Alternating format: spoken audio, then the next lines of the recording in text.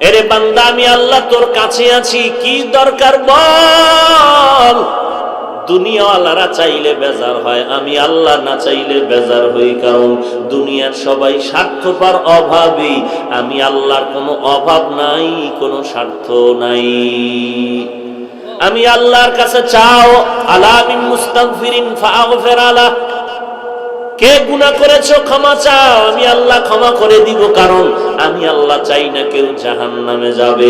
কারণ বান্দা তুই এতটাই যে দুর্বল, ওই যে জমিন থেকে 9,30,00,000 মাইল উপরের সূর্যের গরম সহ্য করতে পারো না। এই সূর্যটা হাসরের ময়দানে যদি মাথার উপরে চলে আসে, সহ্য করতে পারবি না। আমি আল্লাহর কাছে তওবা কর, দরজাটা খুলে রাখছি। কুল ইয়া ইবাদিয়াল্লাযীনা আসরাফু আলা আনফুসিহিম লা তাকনাতু মির রাহমাতিল্লাহ। আমার রহমতের বিস্তারিত জায়গা, বিশাল চাদর বিছায় দিলাম। কত বড় বড় বড় বড় বেঈমানকেও আমি আল্লাহ মাফ করেছি। ওরে বান্দা, তোরা তো আখিরি নবীর উম্মত, ওই নবীর মোহাব্বতে আমি আল্লাহর কাছে ক্ষমা চাই না, আমি ক্ষমা করে দিব। ও আল্লাহ, আমার মতো গুনাহগার কেউ নাই, নিজেকে ছোট মনে করো। এরে আল্লাহর বান্দা, দুনিয়ার ভিক্ষুকেরা মানুষের দ্বারে দ্বারে ঘুরে আর ভিক্ষা করে।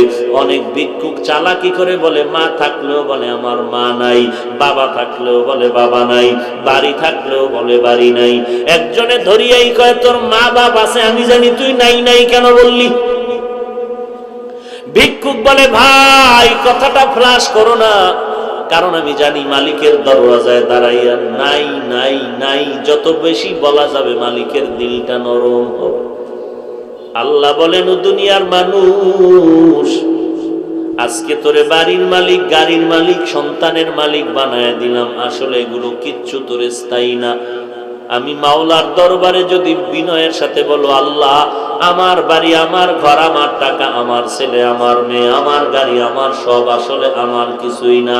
আমার টাকা নাই, বাড়ি নাই, ঘর নাই, এমনকি আমার মরণের পরে কবরের জায়গাটাও আমার না। আমার বাড়ি বাড়ি যা বললাম, আমার মরণের পরে আমার গায়ের জামাটা ছেলে খুলে রাখবে, বেলেট দিয়া কেটে রাখবে, বৃষ্টির মাঝে আমার লাশটা রাস্তায় ফালায় রাখবে, দরজা আটকায় রাখবে, বাঁশবাগানে আমার লাশটা ফেলে দিবে। একদিন দুদিন কান্নার পরে আর খবর নিবে না, বরং মরণের পরে জানাজার আগেই মনের মধ্যে জায়গা বাড়িঘর ভাগ করার পরিকল্পনা শুরু হয়ে যাবে। ওই কবরে আমাকে একা ফালায় রাখবে, 3টা সাদা কাফনের আমাকে বাসিন্দা বানায়, আর কেউ কবরে খবর নিবে না। আল্লাহর নবী বলেন, ওই কবরে খবর নেওয়ার জন্য 4টা বন্ধু তুমি সঙ্গে নিতে পারো। ক্বালান নবিয়্যু সাল্লাল্লাহু আলাইহি ওয়া আলিহি ওয়াসাল্লাম, إذا وزع الميت في قبره جاء القرآن عند رأسي والصلاة عن يميني والصيام عن شمالي وسائر الحسنات عند رجلي। আল্লাহর নবী বলেন, উম্মতের দল অন্ধকার কবরে রেখে যাওয়ার পর 2জন ফেরেশতা আসবে প্রশ্ন করার জন্য। মাথার কিনারায় যখন আসবে, 4টা বন্ধু চারদিক দিয়া দাঁড়ায় যাবে আর বলবে, প্রশ্ন করার জন্য ফেরেশতারা আসবি না? আরামে ঘুমাইছে, বান্দাকে আরামে ঘুমাইতে দাও, দুনিয়াতে ঘুমাইতে পারে নাই। মাথার কিনারার থেকে বলবে, কে আমাদের নিষেধ করলা? জবাব দিয়া বলবে আমি হলাম এই মাইয়েতের বন্ধু কোরআনুল কারীম। ফেরেশতারা ডান পার্শ্বে যাবে, আসবা না। কে নিষেধ করলা? বলবে আমি তার আপন বন্ধু নামাজ। ফেরেশতারা বাম কিনারায় যাবে, বলবে আসবা না। কে নিষেধ করলা? বলে আমরা তার বন্ধু রোজা।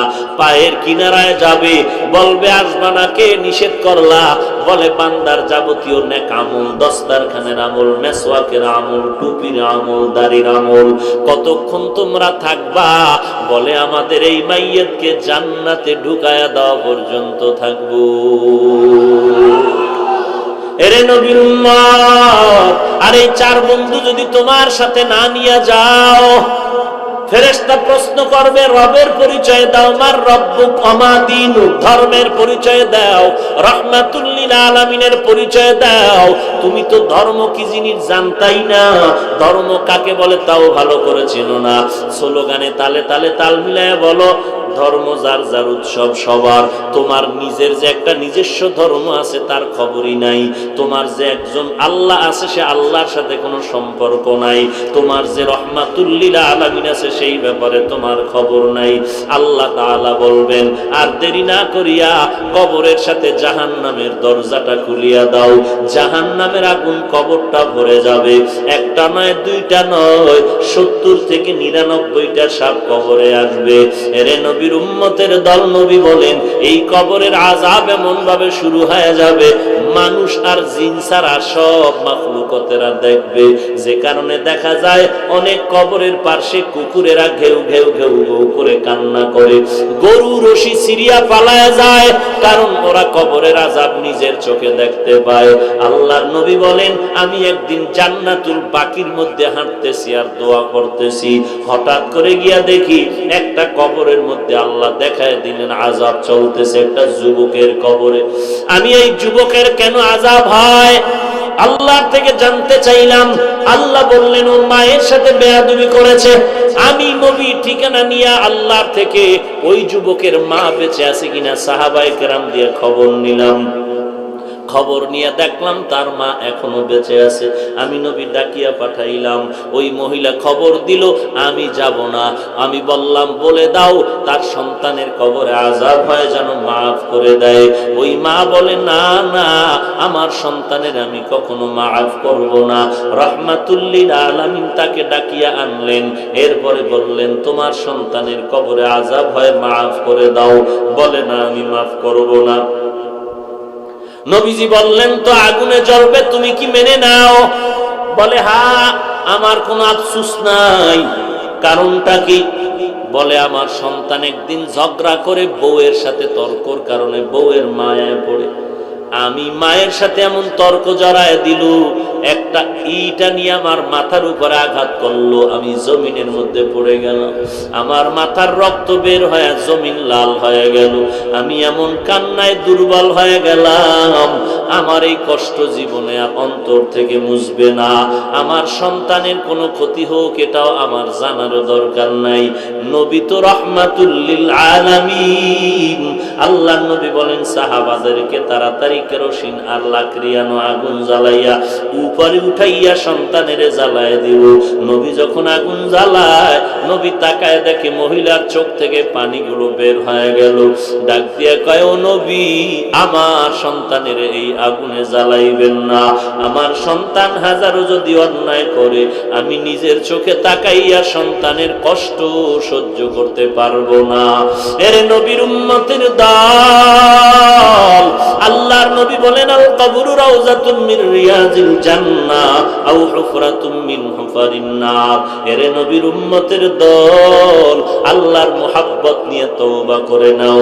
আল্লাহ তাআলা বলেন, কত বড় বড় বেঈমানকেও তো আমি আল্লাহ ক্ষমা করে মাফ করে দিয়েছি।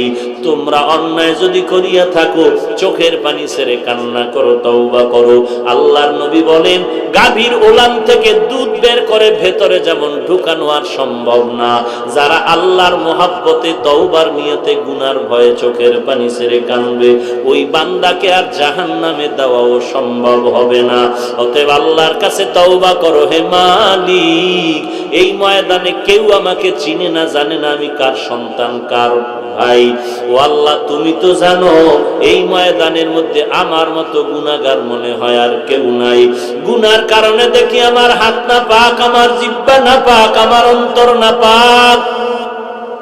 ও আল্লাহ, এই অন্যায়গুলো যদি আমার কেউ সামনে করতো, আমি তাকে লাথি মেরে তাড়ায় দিতাম।